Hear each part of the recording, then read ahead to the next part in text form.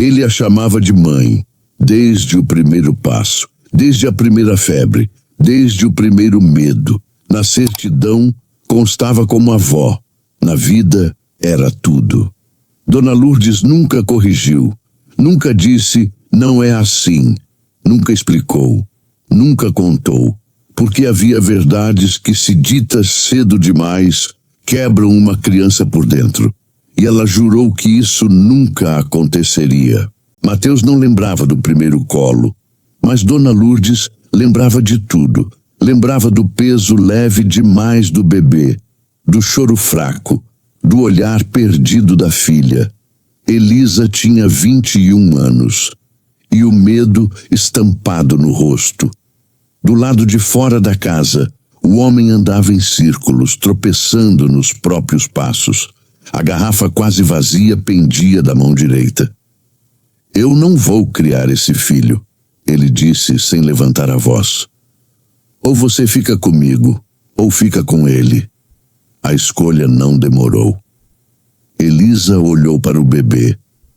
Depois, para a mãe. Nenhuma palavra, apenas colocou o menino nos braços de Dona Lourdes e saiu. Sem beijo, sem despedida, sem olhar para trás. A porta se fechou. E com ela, uma parte da história foi enterrada. Dona Lourdes ficou ali, parada com o neto nos braços. Não chorou de imediato. Primeiro respirou fundo. Ela já tinha vivido o suficiente para saber. Algumas escolhas não podem ser desfeitas. O menino chorava. Ela encostou o rosto no dele e sussurrou. Você não tem culpa nenhuma. Naquela madrugada, enquanto a cidade dormia, Dona Lourdes tomou a decisão mais pesada da própria vida. Mateus nunca saberia que foi rejeitado, nunca saberia que foi trocado, nunca saberia que não foi escolhido. Ela carregaria essa dor sozinha. Nos dias seguintes, ela tentou contato, ligou para Elisa, mandou recado por conhecidos, pediu apenas uma chance. Volta para casa, fica aqui comigo, cria seu filho. Do outro lado, sempre o mesmo fundo sonoro. Garrafas, discussões, silêncio. Até que um dia, o telefone não foi mais atendido. Depois disso, nunca mais. Dona Lourdes entendeu. A filha tinha feito sua escolha e ela faria a dela. No cartório, a funcionária perguntou: Avó? Dona Lourdes hesitou por um segundo que mudaria tudo. Mãe, respondeu. A caneta tremeu na mão, mas a assinatura saiu firme. Mateus passou a existir oficialmente como filho, e Dona Lourdes passou a existir como algo maior do que avó. Passou a ser abrigo, raiz, presença. A casa era simples, o dinheiro curto, mas Mateus nunca passou fome.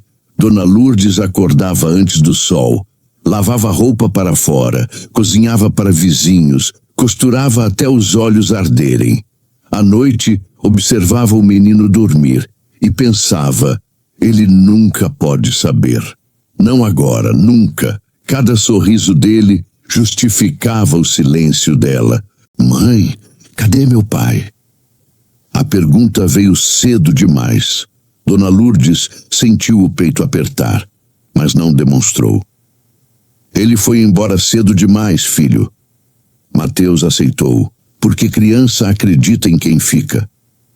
Mas aquela frase começou a se repetir, ano após ano, e cada repetição pesava mais. Enquanto isso, longe dali, Elisa tentava sobreviver. O homem que escolhera afundava cada vez mais na bebida. Promessas quebradas, trabalhos perdidos, noites longas. Eles não construíram nada, nem casa, nem estabilidade, nem paz. Mas Elisa nunca voltou, porque voltar significava admitir o erro, e ela não estava pronta. Mateus cresceu quieto, observador, responsável cedo demais. Ajudava em casa sem pedir. Protegia Dona Lourdes como se fosse o contrário. Os professores diziam: esse menino tem algo diferente. Ele tinha gratidão, sem saber exatamente por quê. Na adolescência, uma frase quase escapou da boca de Dona Lourdes. Se sua mãe soubesse... Ela parou. Mateus levantou os olhos. O quê? Ela sorriu rápido. Nada, meu filho, nada. Mas naquele instante, algo se moveu no fundo da história. O passado tinha começado a bater, bem devagar. Dona Lourdes acreditava que o amor bastava, que esconder a verdade era proteção, que o silêncio salvava. Ela não sabia ainda que toda verdade escondida cresce e um dia exige ser ouvida. Ele cresceu sem saber e talvez por isso cresceu inteiro. Mateus entrou na adolescência carregando um senso de responsabilidade que não combinava com a idade. Enquanto outros meninos pensavam em fugir de casa, ele voltava mais cedo para ajudar Dona Lourdes. Enquanto outros reclamavam da vida, ele agradecia pelo pouco que tinha. Não porque a vida fosse fácil, mas porque alguém tinha ficado. Dona Lourdes observava tudo em silêncio. Via o neto, ou o filho, como sempre pensara, se transformar num homem bom. E isso a enchia de orgulho e de medo. Porque quanto mais Mateus crescia, mais perigosa se tornava a verdade que ela escondia. Ela se perguntava em noites longas se tinha feito a coisa certa.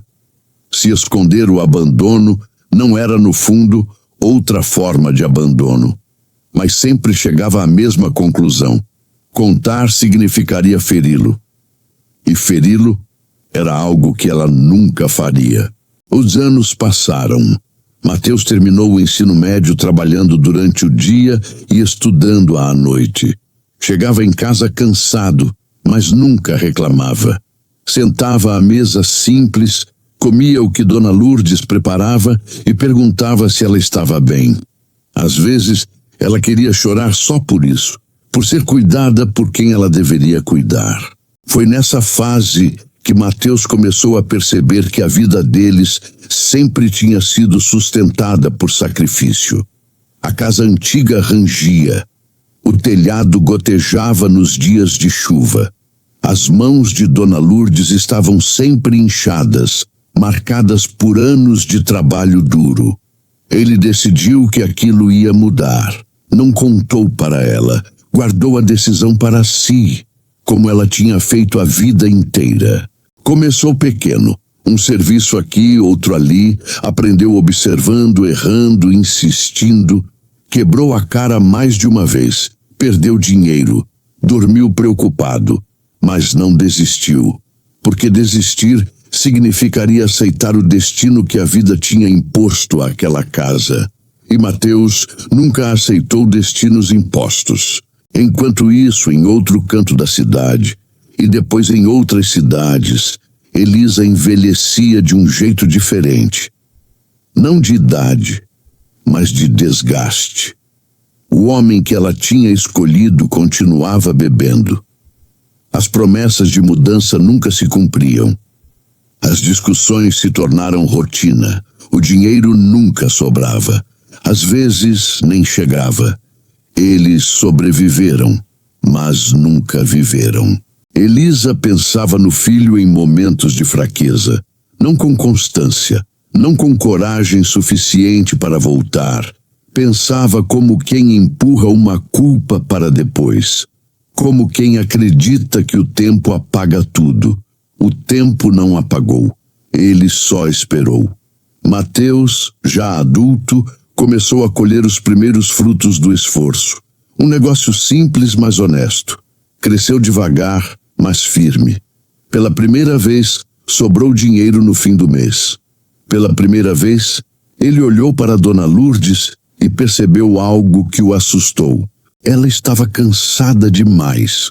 Foi aí que ele tomou a decisão que mudaria tudo. Mãe, disse um dia, sentado à mesa, a senhora já sofreu demais. Ela sorriu, achando que era exagero. Disse que estava bem. Disse que sempre esteve. Mateus não discutiu. Apenas começou a agir. Guardou dinheiro em silêncio. Planejou sem contar. Visitou casas escondido. Sonhou sozinho. Cada centavo que juntava tinha um destino claro. Devolver dignidade a quem tinha aberto mão da própria vida por ele. Quando mostrou a casa nova, Dona Lourdes não entendeu de imediato. Era simples, mas era nova, arejada, com varanda, com luz entrando pelas janelas, um lugar onde ela poderia descansar. Ela chorou sem fazer barulho. Não chorou pela casa, chorou porque o menino abandonado tinha se tornado um homem que cuidava. Naquela noite, Dona Lourdes quase contou tudo. Quase. Ficou sentada na cama, olhando para o teto, repetindo mentalmente as palavras que nunca tinha dito. Mas desistiu. Sempre desistia. Porque agora que Mateus estava bem, revelar a verdade parecia ainda mais perigoso. Poderia destruir tudo o que tinham construído juntos. Ela não sabia que naquele mesmo período o sucesso de Mateus começava a circular. Alguém comentou. Alguém reconheceu o nome. Alguém levou a informação adiante. E foi assim que Elisa soube. Soube que o filho que ela abandonou estava bem de vida. Soube que tinha casa, negócio, estabilidade. Soube que ajudava a mãe. A palavra incomodou. Mãe. Algo se mexeu dentro dela. Não foi amor imediato, foi curiosidade. Depois, inveja. Depois, uma culpa tardia misturada com conveniência.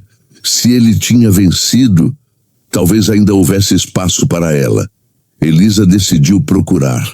Não pensou no passado, não pensou no abandono, pensou no agora. Enquanto isso, Dona Lourdes começou a adoecer. Pequenas dores, cansaço constante, lapsos de memória. Nada grave, dizia o médico, mas ela sentia que o tempo estava cobrando tudo o que ela tinha segurado sozinha. Mateus percebeu e passou a cuidar mais, a observar mais, a proteger mais, sem saber que, muito em breve, tudo o que ele acreditava sobre a própria história seria colocado em dúvida. Porque o passado não tinha terminado. Ele só estava se aproximando. E quando chegasse, não pediria licença. Elisa demorou dias para criar coragem. Não porque tivesse medo de Mateus, mas porque sabia exatamente o que tinha feito. Ela ensaiou frases, mudou versões, construiu justificativas que pareciam aceitáveis apenas dentro da própria cabeça. No fundo, ela sabia, não existia explicação que apagasse o abandono. Quando finalmente decidiu ir até a casa nova, ficou parada do outro lado da rua por longos minutos. Observou a varanda, as janelas abertas, a cadeira onde Dona Lourdes costumava sentar no fim da tarde. Aquela casa não combinava com o passado que ela lembrava. Era organizada demais, tranquila demais. Era prova de algo que Elisa nunca conseguiu ser. Quando bateu a porta, o coração disparou. Mateus abriu. Por alguns segundos, ninguém falou nada. Ela viu nele traços que reconheceu. O formato dos olhos, a boca. Algo que parecia com o pai. Algo que lembrava a si mesma. Aquilo a atingiu como um atraso doloroso. Eu sou sua mãe, ela disse, quase num sussurro. Mateus sentiu o chão falhar. Não foi raiva imediata. Foi confusão. Ele deu espaço para ela entrar, mais por educação do que por vontade. Dona Lourdes apareceu na sala e, ao ver Elisa ali, empalideceu. O corpo inteiro respondeu antes da mente. As mãos tremeram. O segredo, que ela segurara por décadas, estava agora sentado no sofá. Elisa tentou sorrir. Falou que sentia saudade. Disse que a vida tinha sido difícil, que fez escolhas erradas, que se arrependeu. Cada frase parecia ensaiada demais, e Mateus sentia isso, mesmo sem entender por quê. Dona Lourdes permaneceu em silêncio. O silêncio dela gritava. Depois que Elisa foi embora, Mateus confrontou Dona Lourdes.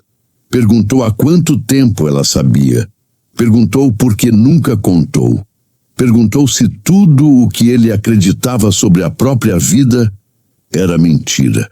Dona Lourdes tentou responder com calma.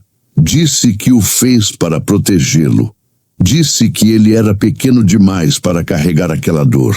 Disse que nunca quis que ele se sentisse rejeitado. Mateus ouviu tudo sem interromper.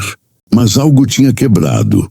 Nos dias seguintes, Elisa passou a aparecer com frequência, sempre educada, sempre cuidadosa, sempre dizendo que queria se reaproximar. Trazia pequenas lembranças, fotos antigas, histórias mal contadas. Tentava ocupar um espaço que nunca tinha sido dela. Mateus se afastava cada vez mais. Ele começou a revisitar a própria infância com outros olhos. Lembrou das ausências nunca explicadas, das perguntas sem resposta, das frases repetidas.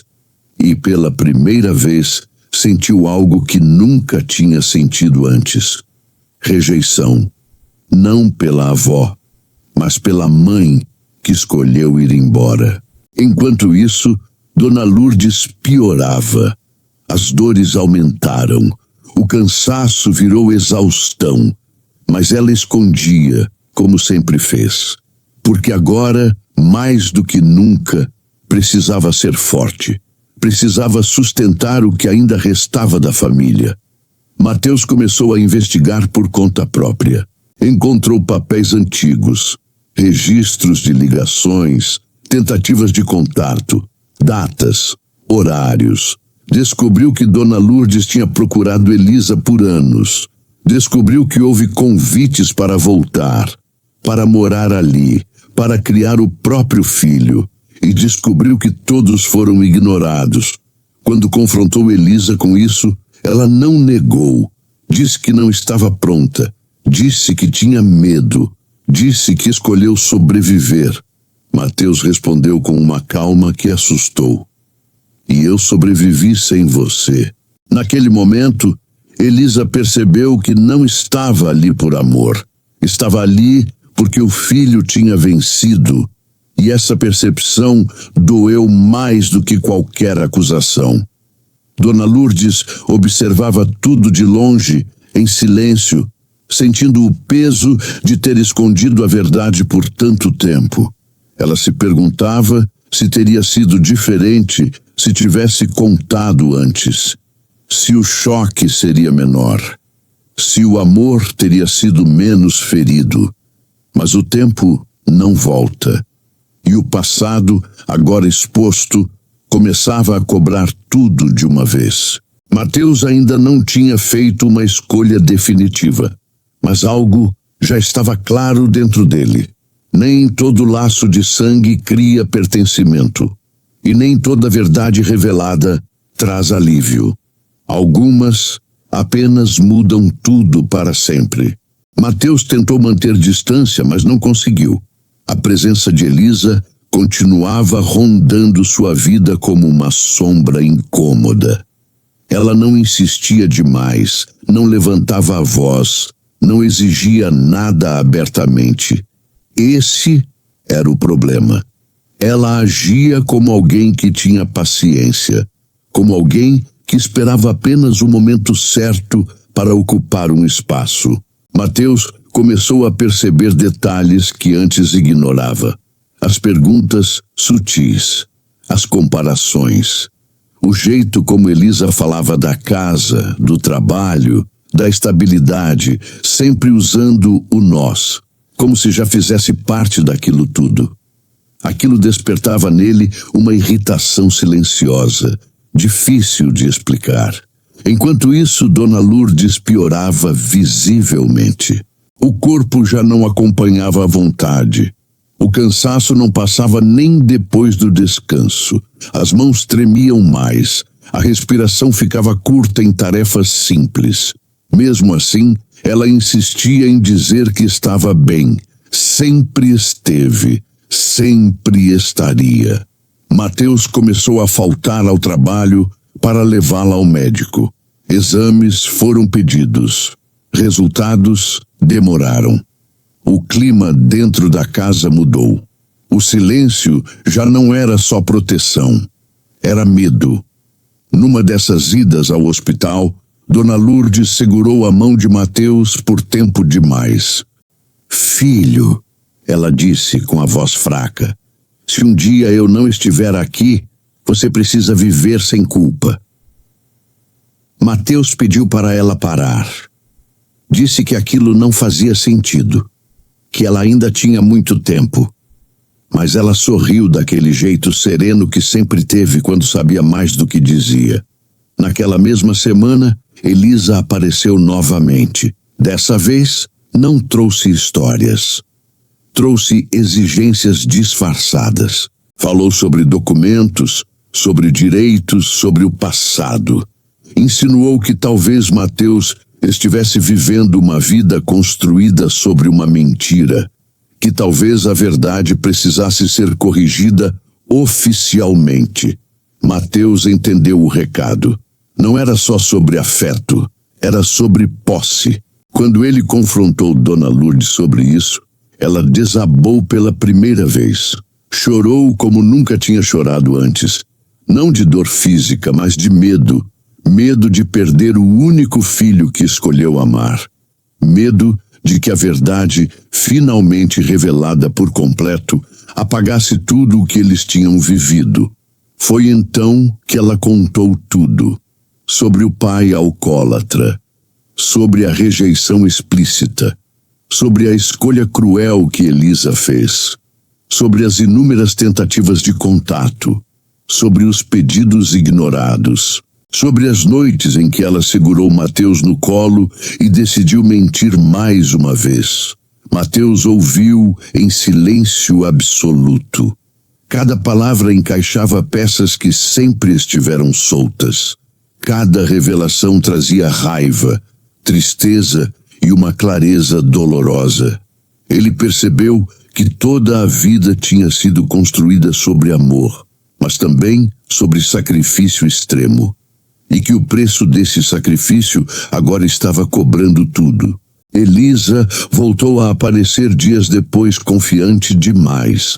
Falou que queria regularizar a situação, que agora estava pronta para ser mãe, que o passado não poderia definir o futuro. Mateus respirou fundo. O passado define quem ficou, ele respondeu. Dona Lourdes assistiu à conversa sentada, exausta, sentindo que o fim estava próximo. Não da discussão, da própria vida. O corpo já não escondia. Naquela noite, ela foi internada às pressas. Mateus passou a madrugada no hospital, sentado em uma cadeira dura, lembrando de todas as vezes em que ela ficou acordada por ele. Pensou em quantas verdades tinham sido adiadas. Pensou em como o amor dela tinha sido maior do que qualquer laço de sangue. E percebeu que em breve teria que fazer a escolha mais difícil da própria vida. Porque nem toda decisão pode ser adiada. Dona Lourdes piorou nos dias seguintes. Mateus não saiu do hospital, dormia mal, comia pouco. Passava horas sentado na mesma cadeira dura do corredor, olhando para a porta do quarto como se pudesse impedir o tempo de avançar. Cada bip das máquinas parecia um aviso. Cada passo de um enfermeiro fazia o coração disparar. Elisa aparecia, mas já não tinha espaço. Porque o espaço que importava estava ocupado há décadas. Ela ficava em silêncio. Às vezes tentando se aproximar, às vezes ensaiando palavras que nunca saíam. Pela primeira vez, parecia deslocada. Não por rejeição explícita, mas porque o vínculo que realmente importava não precisava ser explicado. Mateus mal a olhava. Toda a atenção dele estava voltada para dentro daquele quarto, para a mulher que tinha ficado quando todos foram embora, para a única presença constante da vida inteira. Antes de entrar em coma, Dona Lourdes apertou a mão dele. Mateus sentiu os dedos fracos, mas firmes o suficiente para transmitir tudo o que ela precisava dizer. Não deixe que te façam sentir que você foi descartável, ela sussurrou. Você sempre foi escolhido por mim. Mateus não respondeu. Não conseguiu. As palavras ficaram presas na garganta, misturadas com choro, gratidão e uma dor impossível de organizar. Ele apenas apertou a mão dela de volta, como tinha feito quando era criança, nas noites de febre e medo. Quando ela fechou os olhos, ele soube. Não precisou de médico, não precisou de explicação. Algumas despedidas acontecem antes da morte. E essa já tinha sido dita. Horas depois, o médico confirmou o que Mateus já carregava no peito. Dona Lourdes tinha partido em silêncio, sem drama, sem barulho, do mesmo jeito que viveu, sustentando tudo sozinha. O velório foi simples. Gente da vizinhança, antigos conhecidos, pessoas que lembravam da mulher trabalhadora, discreta, sempre presente. Todos falavam dela com respeito. Alguns com culpa tardia, outros com admiração silenciosa. Elisa permaneceu afastada. Não chorou alto. Não se aproximou do caixão, talvez por saber que ali não era o centro de nenhuma história. Mateus se manteve firme até o último instante. Só quando ficou sozinho, depois que todos foram embora, é que desabou. Sentou-se na casa silenciosa e percebeu algo devastador. Agora, pela primeira vez, ele estava realmente sozinho, mas não vazio. Porque tudo o que ele era tinha sido construído ali, naquela casa, naquele amor, naquela escolha que alguém fez por ele quando ele não tinha como escolher. Nos dias seguintes, Elisa tentou novamente se aproximar. Falou de reconciliação, falou de passado, falou de família. Mateus ouviu com educação e respondeu com clareza. Disse que reconhecia o laço de sangue, mas que pertencimento se constrói com presença, com escolha, com permanência. E isso ela nunca tinha oferecido. Ele não gritou, não acusou, não humilhou, apenas colocou limites. Porque Dona Lourdes tinha ensinado sem palavras que amor não implora, amor permanece. Quando Elisa foi embora, Mateus fechou a porta com calma. Não sentiu ódio, sentiu o encerramento. Na varanda, a cadeira de Dona Lourdes permanecia no mesmo lugar, iluminada pela luz do fim de tarde. Vazia, silenciosa, mas cheia de significado. Mateus sentou ali, respirou fundo e pela primeira vez entendeu completamente quem ele era. Não o filho que foi abandonado, mas o homem que foi escolhido. Elisa voltou para a vida que nunca tinha conseguido abandonar. Depois da morte de Dona Lourdes, o homem com quem ela vivera por tantos anos continuava o mesmo. A bebida ainda ocupava mais espaço do que qualquer promessa. As discussões voltaram a ser rotina. O dinheiro seguia curto. A instabilidade constante. Nada tinha mudado. A única diferença era o peso. Elisa carregava agora a certeza de que tinha perdido o único vínculo que poderia ter sido diferente. Não porque lhe foi tirado, mas porque foi deixado para trás. O marido não perguntou sobre Mateus. Não perguntou sobre o velório. Não perguntou sobre a mulher que tinha criado o filho que eles rejeitaram. E naquele silêncio, Elisa entendeu que aquela era a consequência das escolhas que fizera. Enquanto isso, Mateus seguiu em frente. Voltou ao trabalho, organizou a casa, manteve a cadeira na varanda. Algumas ausências não se apagam. Elas se transformam em presença silenciosa. Dias depois, Elisa tentou um último contato. Não pediu ajuda. Não pediu dinheiro. Pediu perdão. Mateus ouviu. Ouviu sem raiva. Ouviu sem pressa. Ouviu lembrando de tudo o que Dona Lourdes tinha sido. Ele disse que a perdoava. Não porque o passado tivesse deixado de doer, mas porque carregar ódio significaria continuar preso a ele. Disse que a perdoava por tê-lo abandonado, por ter ido embora, por nunca ter voltado, por ter rejeitado a própria mãe, mas deixou claro, o perdão não vinha acompanhado de recompensas, nem de herança, nem de acolhimento tardio, nem de espaço na vida que ele construiu. Eu perdoo por mim, ele disse, não por você. Elisa chorou, não de alívio, mas de entendimento. Ela saiu sabendo que não tinha sido absolvida, tinha sido encerrada. Mateus fechou a porta mais uma vez, e dessa vez, sem dor. Porque tinha aprendido que perdoar não é devolver o que foi tirado, é apenas parar de sangrar.